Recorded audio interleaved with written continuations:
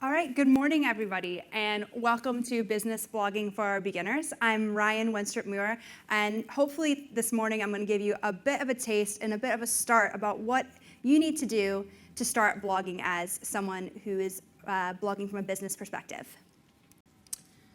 So the first thing to think about is your platform. Where are you going to blog? Where is your blog going to live? Now, if you're a business, you probably already have your own website, so something like WordPress, which can be self-hosted, would be a good option for you, and you can integrate it into your own site quite easily. But there's also other options. WordPress can also be hosted on their own site.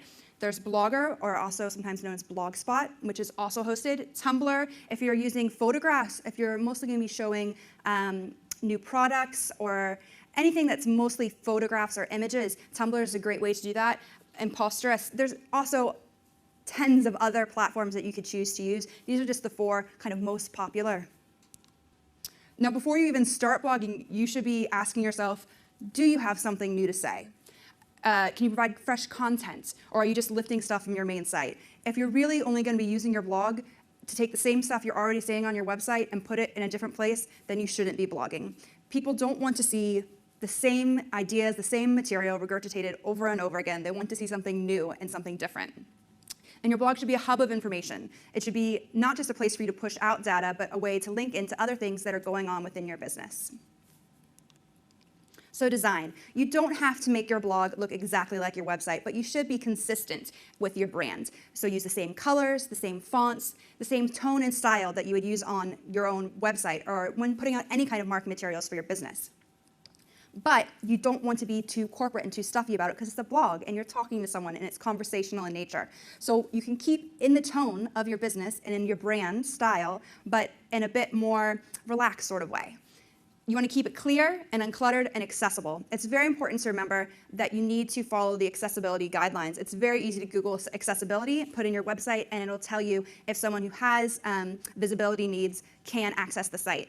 Usually it's things such as having at least 14-point font or larger, and having the text on a white background is also helpful. But don't do things, even someone who doesn't have an accessibility problem, if you have a purple background with green cursive text, nobody can read that and it's just going to give them a headache, and it might look pretty in your mind, but it's really not useful for a blog. You can have widgets and buttons as well, and widgets sounds a bit strange, but really all it is a way for you to incorporate other things. So you could have video brought in through a widget. You could have your shopping cart, if you wanted people to buy things through your blog as well, that can be there too. And buttons is just a way for people to click onto other things. So you could have a button for your Twitter stream, a button for your Facebook, a button for Bolt, which I'll talk about later. There's all different things that you can have there to help people access your other social media streams.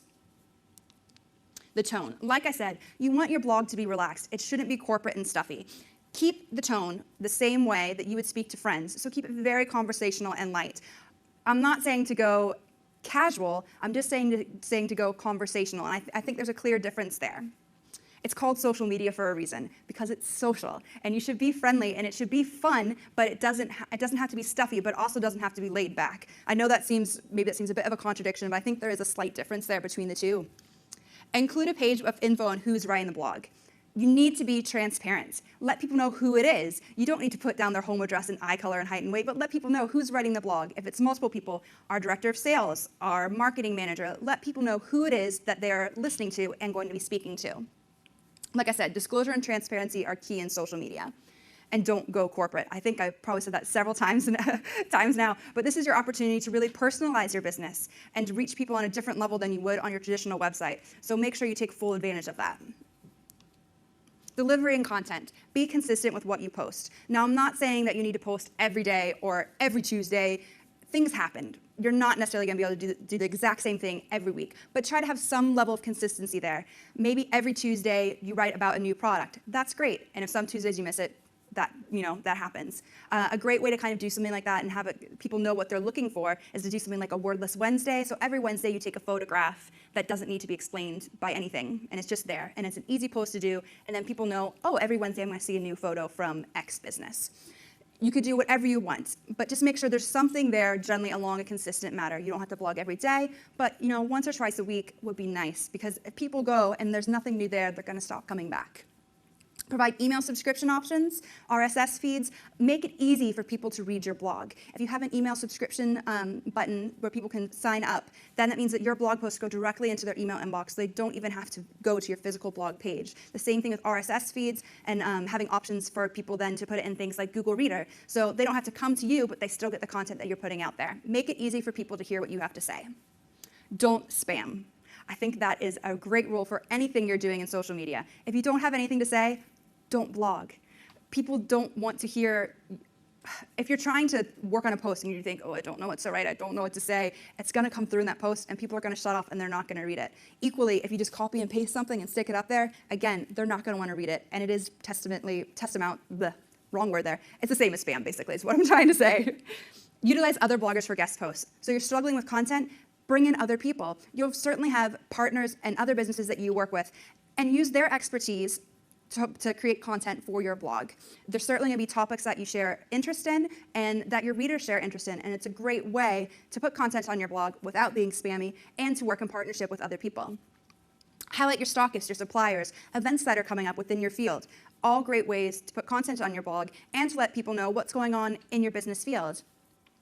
And don't fill your blog up with product reviews. Product reviews are great, but your blog shouldn't be just product reviews. There are, magazines and mechanisms out there that are just reviews, and that's great, but you shouldn't make your blog just that. And remember that if you are doing reviews, you're subject to all ASA rulings. So if you're doing social media for your business or for your company, you need to make sure and take it upon yourself to know all the latest government rulings and all the legalities around it, because you don't want to get in trouble for something you've put out there.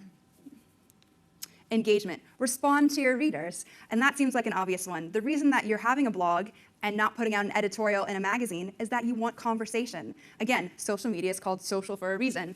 Always switch on your comment moderation because that will catch anything that's not appropriate to show up on your blog, but publish those comments as soon as possible. Most blog platforms will have a spam filter of their own and that will catch things like that, but you can moderate all your own comments so you can make sure that anything you don't want up there doesn't appear. But in the same light, remember, you shouldn't just publish only positive comments as well, because in the real world, that's not what it is. There are lots of systems out there that you can also use things like Disqus, which is a comments widget that puts in, and you can approve people. So if you have people that are always saying nice things or always having constructive criticism, you can approve them so their comments appear automatically after the fact. And it's also really great if you're on the go because your comments end up in your inbox, and then you can not only approve the comments from there, but you can reply in an email, so that will pop up, and the person will then get your reply, and you'll see when they reply, so your engagement is more increased through that. If you're linking to posts on Twitter and Facebook, engage in a dialogue on those platforms too. So if you're sharing your posts on Twitter or on Facebook, be sure to look and see what people are saying back to you on Twitter and Facebook about those posts, because you need to respond to what people are saying. And share your posts, but don't spam. Again, if you're sharing the blog post elsewhere, do not tweet out 5 times a day, here's my new post, here's my new post, here's my new post. You can put different spins on it, and you can put different taglines on it, and I would say at maximum, maybe tweet out, for a good example, let's say 3 times a day, because there's different, some people are in the morning, some in the afternoon, some in the evening, and as long as you put a different spin on your kind of intro line into the blog post, it's not necessarily spamming. Traffic. Obviously, you're going to want to install something like Google Analytics, which is great. It's free, and it gives you practical statistics. It'll tell you how long someone's been on the page, how they arrived on the page, how they left the page, and it'll also tell you the keywords that people searched to get on your blog, which is really helpful because then you can take those keywords and see what types of posts are popular to write, and then you can use them to write future posts. There's all sorts of SEO tricks that I could get into, but for the basics of it, I'll just say get your Google Analytics on there. If you want to get deeper into it, there's certainly things like meta tags and other SEO tricks and tips to make your blog post stand out and to get more traffic. Use things like Bolt when sharing.